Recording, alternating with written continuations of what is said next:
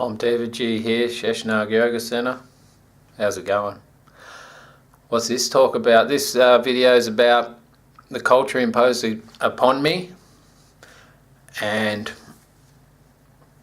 how everything in that culture seems to have made everything natural, unnatural. So people are telling me that I live in the Western civilized culture and it's a free country.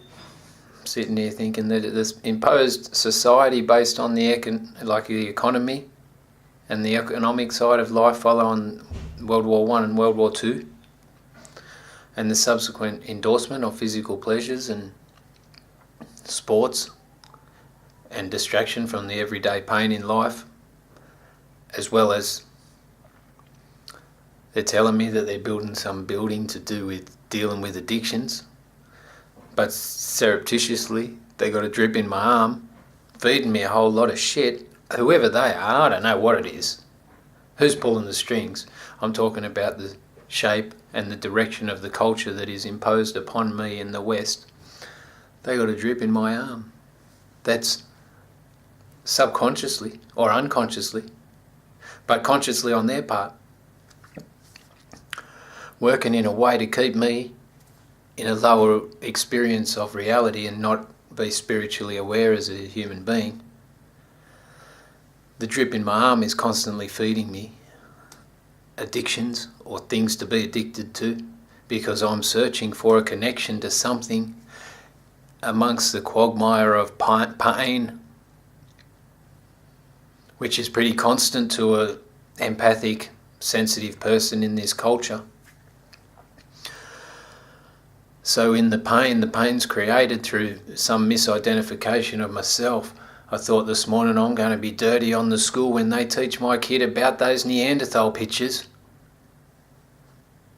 Because some wankers out there still thinking that evolution's linear, when we can't even replicate a pyramid or one of those walls at Machu Picchu.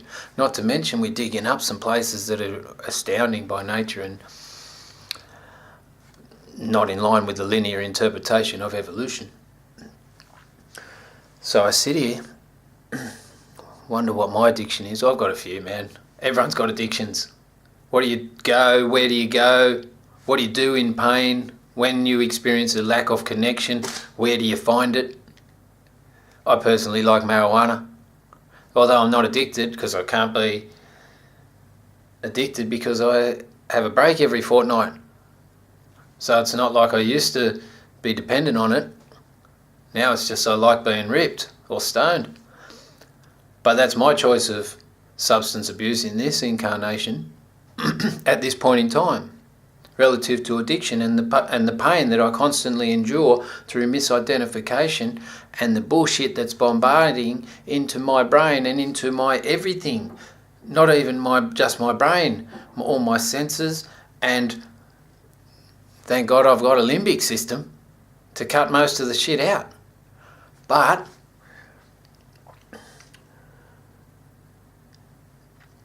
I look at it and think, fuck, mate, what are we doing? We're endorsing barbaric behaviour like nothing else. Who do we endorse? Even violence has become sexy with MMA. You know, all the movies that we're watching, most of the movies are about saving the world by some superior force. Some superheroes that are it's crazy, man. So we're gearing up psychologically for some invasion, something to do with disclosure of UFOs, a financial crash. The whole system is broken, man. It's imposed upon me, and people are telling me that I've got to function in it. Luckily, I've been able to save myself by working 0.5. But I look at people and I think, mate, are we insane to have to work 48 weeks a year to get 10 days off over Christmas? To spend with our family because we work too much? Why don't we just work less and have more time with the family? I'm pretty passionate about this, man. Also the games and the apps. What are most of the games that people are playing on the consoles? army games, to kill people, to desensitise life. There's nothing about connectivity there. It's all about blaming someone else for your situation and then seeing them as the prey when you become the predator. It's insane, mate. The fact that there is two types of people here, the ones that are the equivalent of the schizophrenic that know they have schizophrenia, or the equivalent of the schizophrenic that doesn't know he has schizophrenia. So you can be aware or consciously insane, or you can be unconsciously insane. When you think that the economy in your house and your role in your life is real, then that's a temporary insanity. But if you're unconscious of it, it's true insanity. Whereas you can be conscious of the insane system and consciously participate in it. I don't know whether that's insane as well, but it's got to be less insane than the people that are unconscious about it, thinking that it's normal. They're also part of that system that learn something for the first quarter of their life to repeat 5 days out of 7 for the middle half of their life, and then spend the last quarter of their life trying to catch up for the middle half because they work too much. Maybe you can do that consciously, where you're not so insane. I don't know. All I know is all the distraction with phones like apps and games. Big endorsement of war at the moment. Sport. Sport is huge. What, like, it creates opposition, creates dominance. It also has a lot of benefits, but the aggressive dominance and need to win and the joy associated with winning, mate, I'm just blown away by the endorsement and the money that's put into it.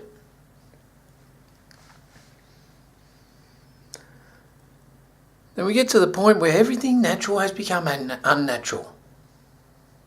Like the soul. You can't talk about the soul. Why? Because most people don't even fucking know they have one. You can't talk about anything that the rules imposed upon us disagree with, because you might get done for some sort of insanity or counter-terrorism. Everything natural has become unnatural in the sense of sex. Sex is taboo. It's behind closed doors, man.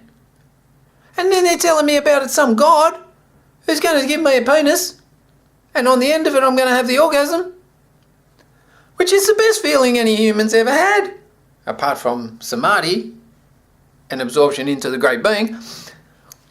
But what kind of a just God would give me a penis, girls, females, vaginas, and subsequently the orgasm, and then go and tell me not to have sex?